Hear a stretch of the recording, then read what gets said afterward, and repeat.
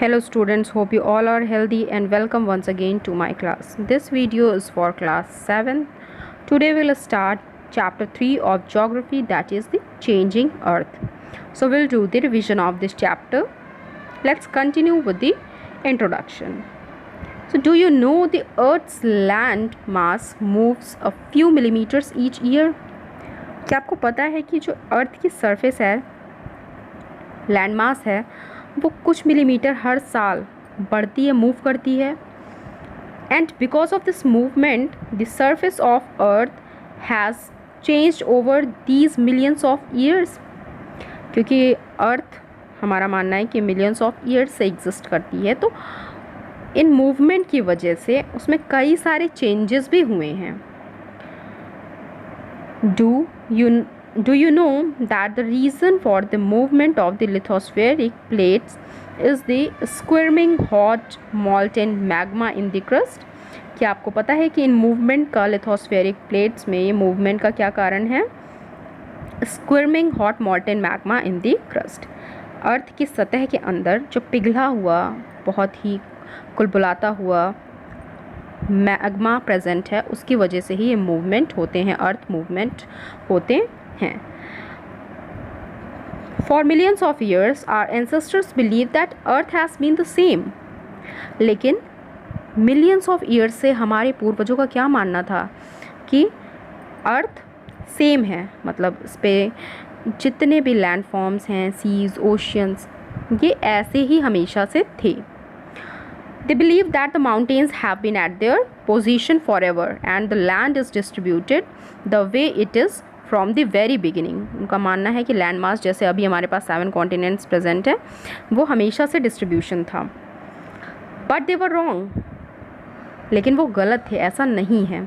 Studies have found that the movement in the lithospheric plates cause change in the surface of the अर्थ. लेकिन studies हमें बताती हैं कि ये जो मूवमेंट्स होते हैं लिथोस्फेरिक प्लेट्स में, इनसे बहुत सारे चेंजेस हुए हैं, बहुत सारे बदलाव हुए हैं अर्थ की सतह पे, सरफेस पे. These movements can be horizontal or vertical. ये मूवमेंट दो तरह के हो सकते हैं, हॉरिजॉन्टल या फिर vertical. Horizontal in side to side movement और vertical upright movement. So these movement cause either compression resulting in the folding of crust. तो इन मूवमेंट्स का क्या रिजल्ट हो सकता है? कंप्रेशन मीन्स दबाव की वजह से इनका रिजल्ट क्या हो सकता है? Folding of crust. एंड और stretching that results in breaks. या फिर स्ट्रेच भी हो सकते हैं, या तो ये फोल्ड हो सकते हैं, सिकुड़ सकते हैं, या फिर और ज़्यादा फैल सकते हैं. और स्ट्रेचिंग का क्या रिजल्ट होगा? मीन्स ब्रेक्स और फॉल्ट्स इन दी क्रस्ट. दरारें आ जाएंगी अर्थ की सतह में. Crust outer layer of the outermost layer of the earth. The vertical movements cause the pushing of crust up or down. So the vertical movement means the upright movement cause the pushing of crust up or down.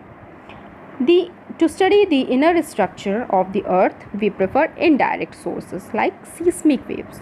तो अर्थ के inner structures को, internally अर्थ के बारे में पढ़ने के लिए हमें इनडायरेक्ट सोर्सेज का यूज़ करना पड़ता है, जैसे कि seismic waves. Seismic waves are also called earthquake waves. Why? Because we can not study the inner part of the earth as it is not inaccessible by us. क्योंकि जो अर्थ का inner part है वो एक्सेसिबल नहीं है, मतलब हम वहाँ तक डायरेक्टली नहीं पहुँच सकते हैं, उसको देख नहीं सकते हैं, उसके बारे में जान नहीं सकते हैं.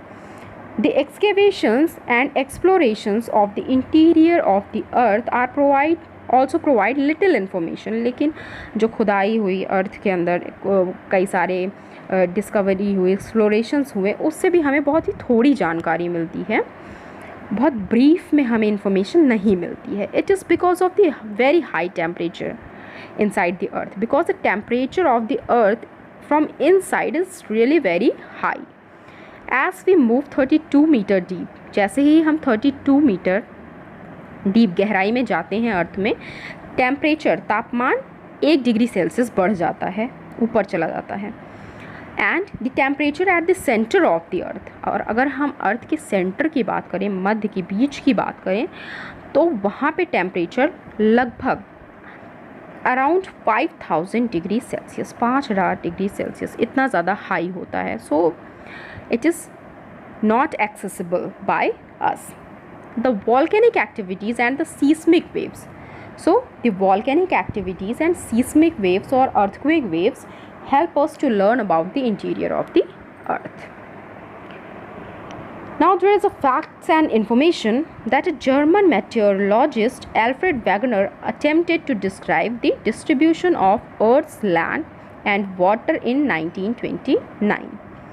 तो एक जर्मन मेटेरियोलॉजिस्ट थे एल्फ्रेड वेगनर, जिन्होंने हमें डिस्ट्रीब्यूशन ऑफ लैंड मास या डिस्ट्रीब्यूशन ऑफ अर्थ्स लैंड के बारे में समझाने की कोशिश की है इन 1929. His theory proposed the distribution of one supercontinent called the Pangaea. और इनके थ्योरी में क्या बताया गया है कि पहले अर्थ क्या था, एक supercontinent, means the continents were not divided before, so it was one supercontinent called Pangaea. तो उस समय से क्या कहा जाता था, इस सुपर कॉन्टिनेंट को पैंगिया, मतलब पूरा लैंड मास एक था, कोई भी डिस्ट्रीब्यूशन, ये 7 कॉन्टिनेंट्स डिस्ट्रीब्यूट नहीं थे. And Pangaea into different continents over a million of years. तो इस पैंगिया को डिफरेंट कॉन्टिनेंट्स में डिस्ट्रीब्यूट होने में मिलियंस ऑफ ईयर्स लगे. इसी थ्योरी को क्या कहा जाता है, Wegener's theory of continental drift. This theory is today known as Wegener's theory of continental drift because it was given by Alfred Wegener. Now the compression of plates is called folding. Plates पे जो दबाव पड़ते हैं उसको क्या कहते हैं, folding. It is upliftment in the form of a wave of the sedimentary rocks. तो इसमें क्या होता है, अपलिफ्टमेंट होता है, सतह ऊपर उठती है, जैसे कि sedimentary rocks caused by the pushing of parts of the crust against each other. And what is the result of this folding, the result of the folding is creation of mountains. जैसे मैंने बताया upliftment होता है, ऊपर की तरफ सतह उठती है, तो इसका रिजल्ट होता है क्रिएशन ऑफ माउंटेन्स. इससे माउंटेन्स बनते हैं, जैसे कि हिमालयन माउंटेन्स ऐसे ही मूवमेंट से बने हुए हैं. On the other hand the tension caused in plates, जो भी दबाव प्लेट्स में होता है उसकी वजह से sinking of part of crust is called faulting. The result of faulting is creation of rift valley. और फॉल्टिंग का क्या रिजल्ट होता है, रिफ्ट वैलीज का क्रिएशन, जैसे कि Narmada valley in India. The folding is caused because of horizontal movement. Folding horizontal movement की वजह से होती है, whereas faulting is caused because of vertical movements of plates. Faulting vertical movement की वजह से होती है. These movements are also the result of forces acting upon them. These movements are result of some forces which acting upon them. कुछ forces का नतीजा होते हैं ये मूवमेंट, कुछ फोर्सेस अप्लाई होते हैं जिनकी वजह से मूवमेंट्स होती हैं, लिथोस्फेरिक प्लेट्स में मूवमेंट होती हैं. And some forces are internal, कुछ फोर्सेस इंटरनली एक्ट करते हैं जिनको हम क्या कहते हैं, endogenic forces. And some are caused on the surface called exogenic forces. So there are 2 types of forces which are responsible for the movement of lithospheric plates. तो 2 तरीके के फोर्सेस होते हैं जो रिस्पॉन्सिबल होते हैं लिथोस्फेरिक प्लेट्स के movement के लिए. There is a chart also given. So the first one type of force is endogenic force. These forces are internal, that's why they are known as endogenic forces. And the next one is exogenic forces. Exogenic forces are caused on the surface of the earth, that's why it is called exogenic forces. So endogenic forces are sudden forces like earthquake, volcano and landslide. And what is the result of endogenic forces? Building of mountains. And Exogenic forces, the result of exogenic forces, erosion and deposition, and their sources are river, wind, sea waves and ice. Now our next one topic is volcanoes. What are volcanoes? Volcanoes are mountain-like structures that have an opening from which an active material like lava, gases, ashes, steam and pieces of rocks erupt. तो ये mountain like structure होते हैं, mountain के जैसे structure होते हैं जिसमें से एक्टिव मटेरियल्स में क्या, lava, gases, ashes, steam and pieces of rock फटने की वजह से, धमाके की वजह से बाहर आते हैं because of enough pressure built under the earth's crust. किस वजह से? क्योंकि पर्याप्त मात्रा में जब प्रेशर क्रिएट होता है अर्थ के अंदर में, अर्थ क्रस्ट के अंदर, तो इरप्शन होती है जिसमें ये एक्टिव मटेरियल्स बाहर आते हैं और इसी चीज़ को क्या कहते हैं? Volcano. The मॉल्टन magma is pushed because the pressure created by the heat inside the crust. तो मॉल्टन मैग्मा कैसे बाहर आता है, कैसे अर्थ क्रस्ट से बाहर आता है? Due to the pressure created by the heat inside the earth. जो हीट अर्थ क्रस्ट के अंदर जो हीट मौजूद होती है, इतना ज़्यादा तापमान हाई होता है, इसकी वजह से जो प्रेशर क्रिएट होता है, इसकी वजह से मॉल्टन मैग्मा बाहर आता है. Erupting molten material from the opening available. These eruptions are called volcanic eruptions. इन्हीं इरप्शंस को क्या कहते हैं? Volcanic eruptions. The cone shaped opening is called a crater. जो कोन शेप्ड ओपनिंग होती है वॉल्केनो की, उसको कहते हैं क्रेटर.